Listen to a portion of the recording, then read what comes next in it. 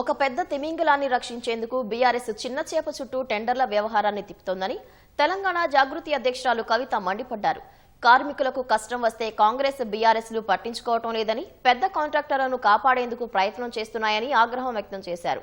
గతంలో సృజన్ రెడ్డికి బీఆర్ఎస్ హయాంలోనే కాంట్రాక్టులు ఇచ్చారని కవిత విమర్శించారు. కాంగ్రెస్ ఓ లూజర్ పార్టీ అని, వచ్చే ఎన్నికల్లో గెలిచేది జాగృతి పార్టీయేనని ఆమె స్పష్టం చేశారు. బీఆర్ఎస్ హయాంలో సింగరేణి 25,000 కోట్ల అప్పుల్లోకి నెడితే కాంగ్రెస్ వచ్చాక 50,000 కోట్లకు ఎగబాకిందని ఆరోపించారు. మేం బాధపడేది ఏంటంటే, మేము కాంట్రాక్టర్ల పక్షాన మాట్లాడేటోళ్ళం కాదు, ఎప్పుడు కూడా కార్మికుల పక్షాన్ని, అధికారంలో ఉన్న విపక్షంలో ఉన్న.